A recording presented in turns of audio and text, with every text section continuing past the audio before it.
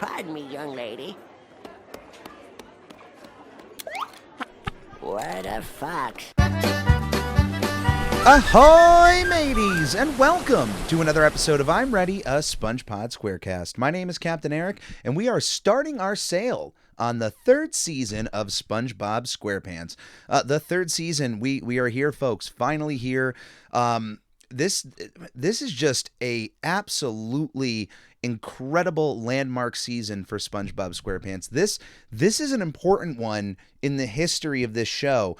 The second, obviously, the first season helped lay the groundwork for the show. The second season is where the popularity started skyrocketing, and the third season, by the time it was already skyrocketing, just sent it out with a warp speed push into making SpongeBob one of the most well-known cartoon characters in the history of the world. He's right up there with Mickey Mouse and Bugs Bunny. And I would say in this day and age, there's, for as marketable and well-known as Mickey Mouse is, SpongeBob has got to rival that worldwide. I just have to imagine. It's beloved by so many on such a level. Think of just even on the internet how important SpongeBob is.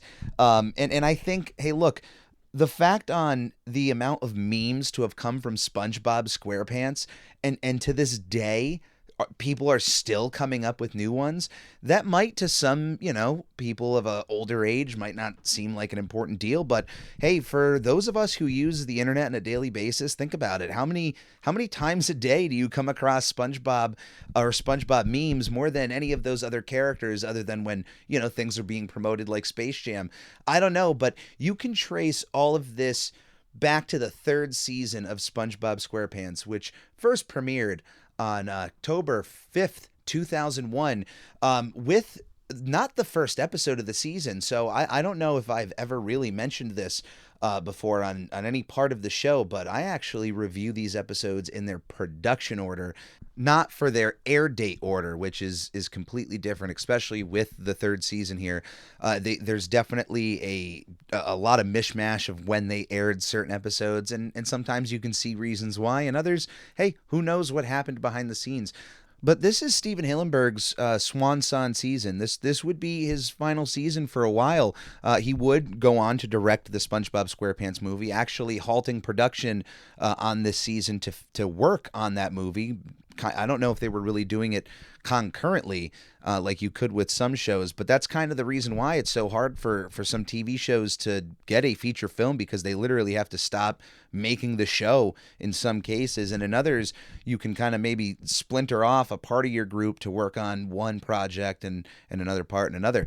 But of course, being the showrunner, you can't really run the show and then also run a movie. You do have to kind of take back and work on one project on its own. And I'm glad he did, because the SpongeBob SquarePants movie is one of the finest animated films, I in my opinion. I mean, obviously, maybe I'm a little biased, but come on, is there anybody out there who doesn't, on some level, adore the first SpongeBob movie? We'll get to that at the end of the season. Beyond the wonderful reception that this season has from both critics and fans alike, this is also where, like I had mentioned before, more households were watching SpongeBob SquarePants on a weekly basis. 50 million viewers a month watching SpongeBob SquarePants. You wonder why Nickelodeon is comprised of 90% SpongeBob. You can trace that back to this season yet again, because that amount of people watching a cartoon like this is just, SpongeBob was exploding on all fronts, in merchandise, on television, in visibility. Everywhere you looked, there was something SpongeBob, and maybe he's not as that prominent today, but he is still as visible as a cartoon character can. Beyond the reception and the viewership, this season also saw nominations for Primetime Emmy Awards, including Outstanding Children's Program.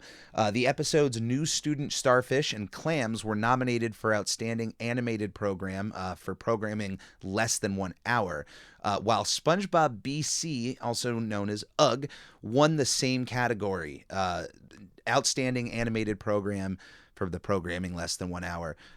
Bravo, by the way, for all of those nominated, and beyond even just on the quality of writing with this season, the quality of humor just even takes such an uptick. The level of jokes they were going for right off of the bat in this episode, one of my absolute favorite SpongeBob jokes played. I don't know if I just always forget that it's this episode because it's a joke that you get immediately as it opens, but it was a pleasant surprise. And let me just say, the jokes continue on as we went forward. But today's episode is the Algae's Always Greener. It is the first part of the 41st episode of SpongeBob SquarePants, and it first premiered on March 22nd, 2002. It was written by Aaron Springer, who was also our storyboard director, C.H. Greenblatt, well-known creator for Chowder and Jellystone, Meriwether Williams, and our creative director, as always, Derek Dryman. The title, the Algae's Always Greener, is a nice little play on words of the grass not, what do they say, the grass isn't always greener on the other side. The whole metaphor being it's, if you're in your own plot of land and there's a fence in front of you and you look over at the other side of that fence and the grass just seems a lot better than the area you're in. So you're staring over the fence and you're thinking about it, and it's kind of the metaphor being that what we do in our lives is we look at other people or we look at other situations and it's about envy. Yeah, you envy that life or you envy that person, you envy some thing or whatnot. You hop over the fence, then you're on the other side, and then maybe you realize when you're on the other side that it's not as good as it was on the other side of the fence, which the underlying part of the metaphor is that like grass is grass, I guess that's how I always took it. But this is Plankton's finest hour. This is the greatest Plankton episode that I can think of. It's certainly up there. If you disagree, you at least have to put this in your top 3 in terms of Plankton-centric episodes where he is the star of the show. There's also a notable part of this episode being the fact that if you technically think about it, this is the only episode of SpongeBob SquarePants in which the main universe, SpongeBob SquarePants, does not appear. Up to this point, every other main character, there's been at least one episode that they just don't appear in. Patrick, Squidward, Sandy, Plankton, you name it. Mr. Krabs, there's been episodes where that character just hasn't flat out appeared. SpongeBob, though, is in every episode. This episode, SpongeBob is here, but the SpongeBob we are interacting with is a fictional version of SpongeBob. It's SpongeBob in a machine. So we never see the real world, the version of SpongeBob from the main part. So he's technically not here. Technically. Oh, but so we start this episode out with, as I mentioned, one of probably my favorite SpongeBob joke, honestly. We get Old Man Walker, also known as Incidental 83, Incidental PM7, and Old Fish A. But we got Old Man Walker walking into a pole in the middle of the Krusty Krab, getting out of the way, excusing himself, talking to it as if it's a person, and excuse me, miss, and continues to walk away. And as he looks back, lifts up his glasses, blinks a little bit. He has terrible eyesight, and he just utters the phrase, "What a fox." It is absolutely hilarious every time I see it. It's just a funny little gag, and I'm glad that, they got a little bit more gag-centric in these episodes. Putting those kind of jokes on top of the charm of the SpongeBob SquarePants world is what makes it work. It's fun, it's silly. I love little bits of humor like that, and this episode is sprinkled throughout. Now, beyond the knowing of Old Man Walker, Plankton has hidden inside of the ketchup bottle that is on his plate, which also has a Krabby Patty on it. Plankton's plan being that he'll be shot out of the ketchup bottle as the customer tries to squeeze ketchup onto their Krabby Patty. He will then have access to the Krabby Patty. I don't know what his plan is after that, but unfortunately for him, Mr. Walker here, not the best shot of ketchup out his Krabby Patty, and ends up shooting Plankton right into Mr. Krabs' office, in which we just get this other little joke. I don't know what was going on, but Mr. Krabs was just washing his face with money and utters the phrase, "sweet wampum." What? I don't know if that's an ad lib or if they had that written down, but either way, just another little gag part for Mr. Krabs that I absolutely love. Um, of course, Mr. Krabs catches Plankton. He's not getting the Krabby Patties whatsoever today. Gets thrown out of the Krusty Krab. We get another joke here where Mr. Krabs yells, "So long, shrimp," at Plankton, obviously referring to his size. But at the same time, there was a shrimp actually walking out of the Krusty Krab who just looks back. I don't know if he takes that as an insult or not. I mean, I imagine he probably would be like, "What? A nice little double take," because who's gonna yell at you like that when you're walking out of the restaurant? But great little joke there. Plankton gets thrown back into the chum bucket, and this is where Plankton and Karen's relationship kind of blossomed from into a marriage being acknowledged here, and it's kind of funny how they just have this bit of routine going on, and it's such a mundane looking routine. It's almost like a sitcom type routine, with Plankton, putting his hat up on, and sitting down at the table, getting served dinner. Plankton gets served holographic meatloaf. And if you were confused about that as a kid or just, wasn't really sure the context here of, holographic meatloaf, there's actually a bit of science behind this, and it goes into a bit of marine biology. Plankton, phytoplankton, which is what plankton is, make their energy through photosynthesis, the process of using chlorophyll and sunlight to create energy. Like other plants, phytoplankton take in carbon dioxide and release oxygen. Phytoplankton account for about half of the photosynthesis on the planet, making them one of the world's most important producers of oxygen. Phytoplankton rely on nutrients found in their surroundings, such as phosphate, nitrate, and calcium, to thrive. That is from the National Geographic website, nationalgeographic.org. There's some information right there on plankton. So the fact that he's eating light is accurate to what phytoplankton do. So it's really funny that it's a gag, but it also works at the same time. He's not too amused with the fact that he has to eat holographic meatloaf again. I think that's funny because the fact that it's a hologram and literally any other food could be made at that moment. So the fact that it's just one hologram of meatloaf is actually fairly funny. At the same time, though, has anyone ever questioned on the fact that how does plankton have such a tiny can of soda? Who is producing? I mean, there's a lot of plankton in the world, so there's probably a bit of the grocery store that has a tiny fish aisle where they're able to get groceries of their size. I have to imagine. I mean, he has a tiny fridge too, which is cute, and a tiny table. It's all adorable, but I just thought it was funny that he had this little can of soda, and just putting into consideration on how small he is. The fact that they were able to make such a smaller can, and it just looked accurate in his hand. Anyway, Plankton is beside himself. He's upset at just constantly losing out on getting the Krabby Patty secret formula. He feels like calling it quits. Really wants to know how Mr. Krabs lives his life, which leads into the extremely helpful in that moment transmogrifier, also known as the Switch Lives Just to Know What It's Like Omogrifier. What a convenient machine, and I like how he built it last Tuesday or last Thursday, but then just decided not to use it. Who builds a machine capable of inserting yourself, I'm guessing, in a realistic simulation to know how someone's life is being... You built that and you didn't try it out immediately? Classic Plankton.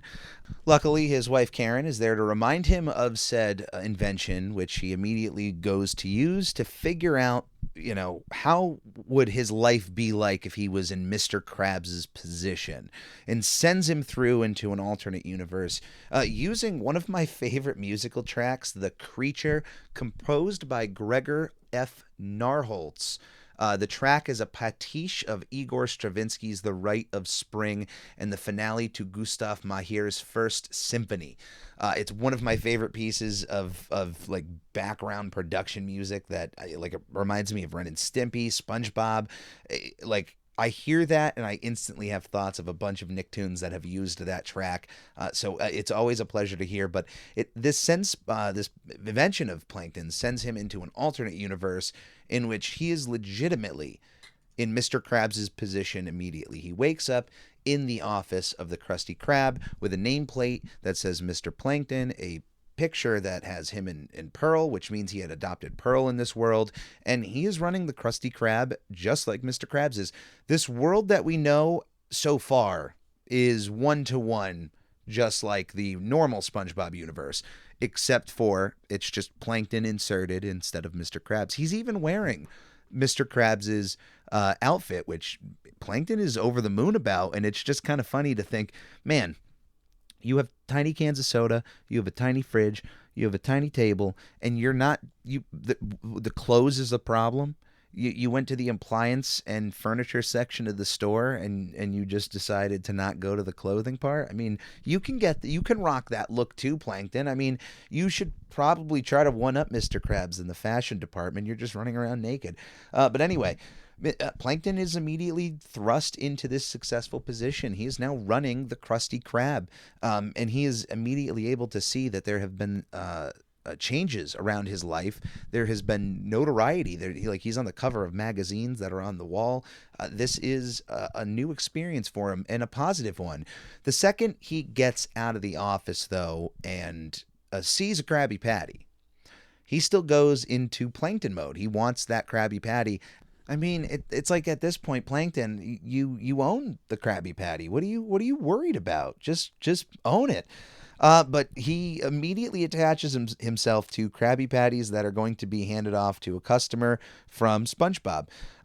Now, it's funny that at this moment he comes up with on the spot the idea of a bun inspection. He needs these specific Krabby Patties for a bun inspection, and that he would rather physically harm the customer instead of giving up these Krabby Patties. SpongeBob, though, I guess had a thought, and I just think this is the machine working for Plankton's part, just to make sure he can enjoy himself the best he can.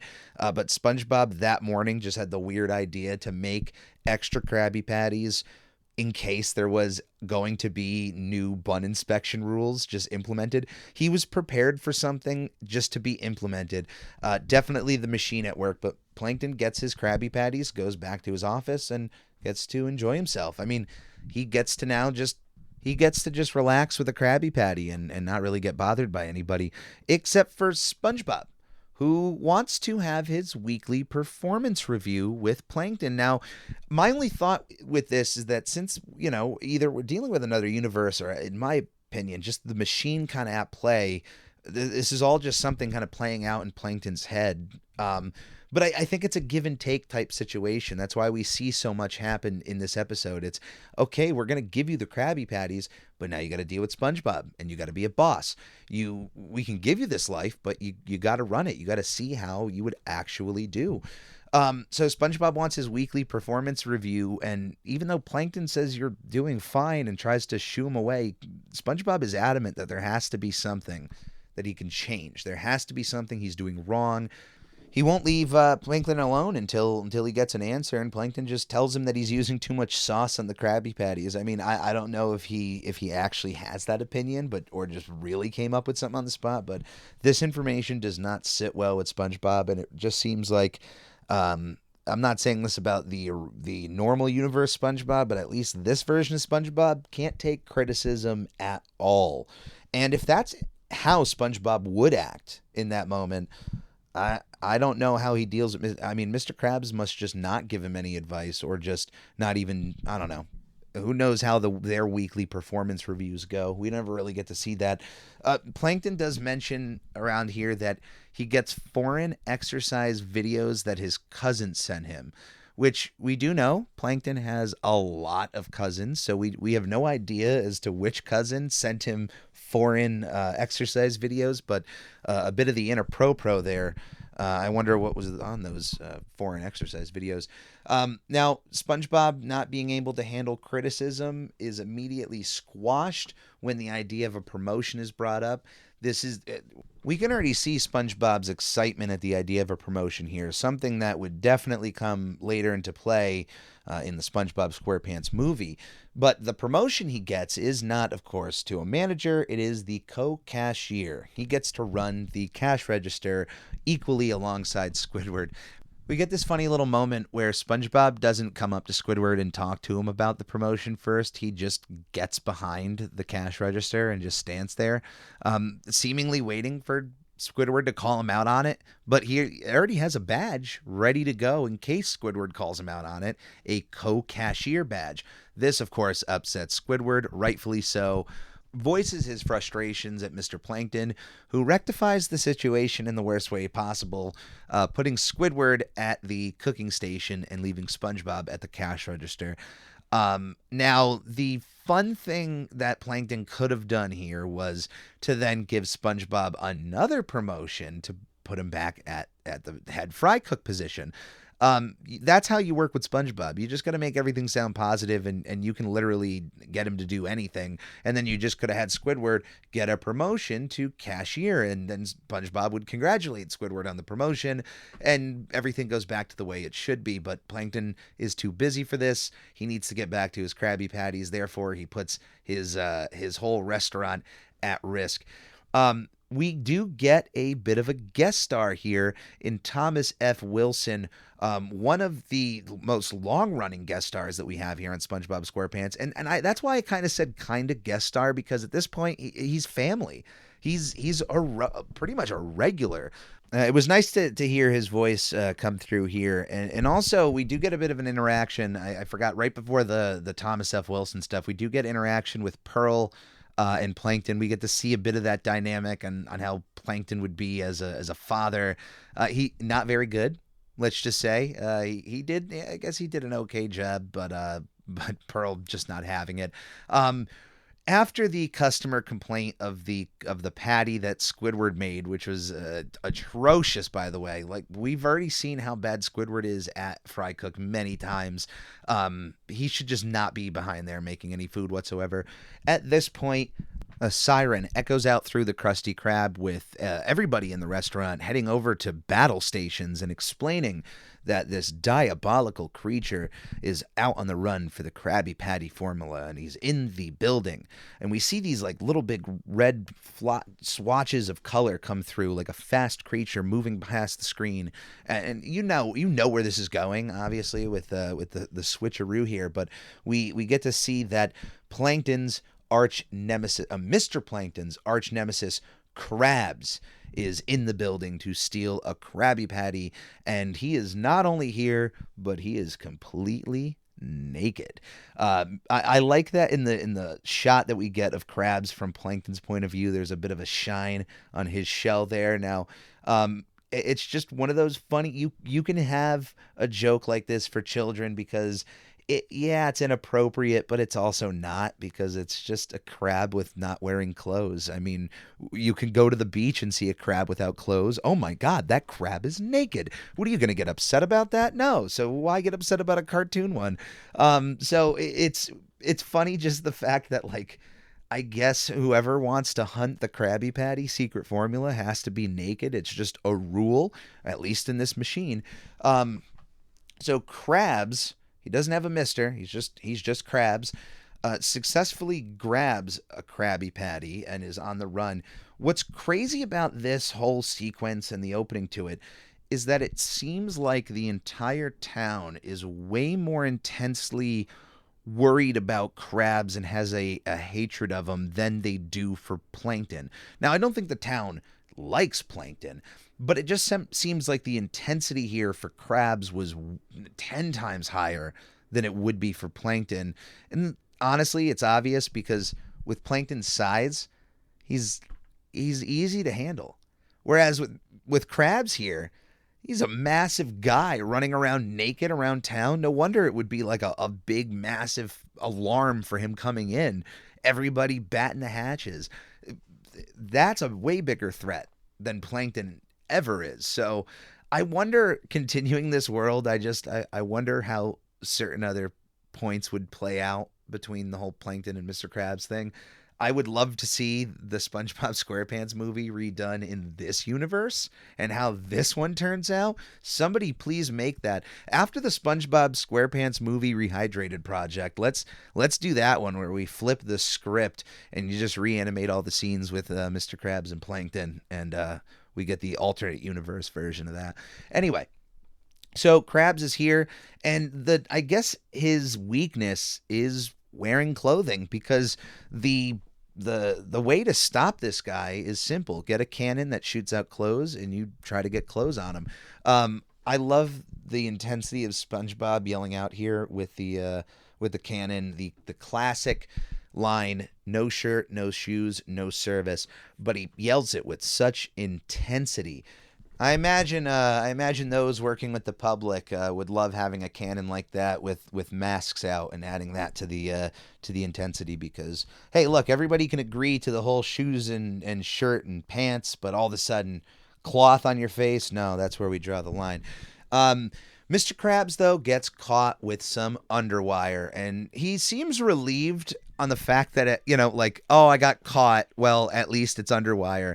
Like, he's totally good with giving up the Krabby Patty back now that they shot a bra at him, which ultimately is what gets on him. It's also funny that it's a super pointy bra, and not to talk about bras too much here, but yeah, can we just mention, like, what is up with that?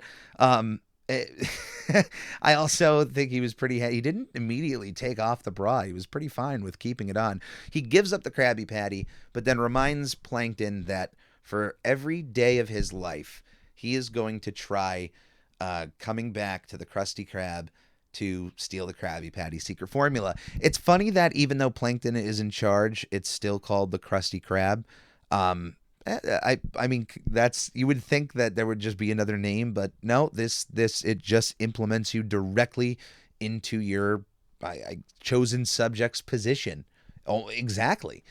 Even in the same clothing. Hearing this distresses Plankton, and this is his breaking point. Krabs over here says that he will be coming back the next day and the next day and the next day. He says that line 17 times. Which is that's the breaking point. That's the magic number for Plankton, 17. He rips off his clothing, which shows a button on his chest, pretty much the return button for this machine, which he reminds everybody that he will see them all in therapy. I wonder if just that kind of experience would make someone go into therapy. Just I imagine having such an intense look into another world would kind of make you, like, if you had to come back, you would want to definitely talk to somebody about that. But I guess it would have to be a therapist, because who else would really believe that you unless you showed him the machine? And I guess Plankton could do that, but it also is really tiny, so he might have to find a tiny therapist to be like, hey, look, I'll prove that this thing is real. Bring whoever over to show him. But he sends himself right back home, in which he finds himself some holographic meatloaf. And you know what? His tune was changed pretty quickly, because he seemed very happy to be back in his home life and with the holographic meatloaf that he detested earlier in the episode. It's a nice little learning lesson for Plankton, and that's why I say it's the best Plankton episode for me. It's not Plankton doing something evil and then getting his comeuppance. It's Plankton getting his comeuppance early on in the episode, and we get to follow this journey with him on him asking the question, what if? I wonder if the watcher was watching him in that moment. And we actually get the start of the victory screech in this episode, which is a known meme on the internet, and as well as used in other SpongeBob video games. The victory screech is something that the entire town does at stopping Krabs. Like, that's what makes me even believe he really is a bigger issue than Plankton is, because of the fact that it's not like everybody has the victory screech for Plankton losing.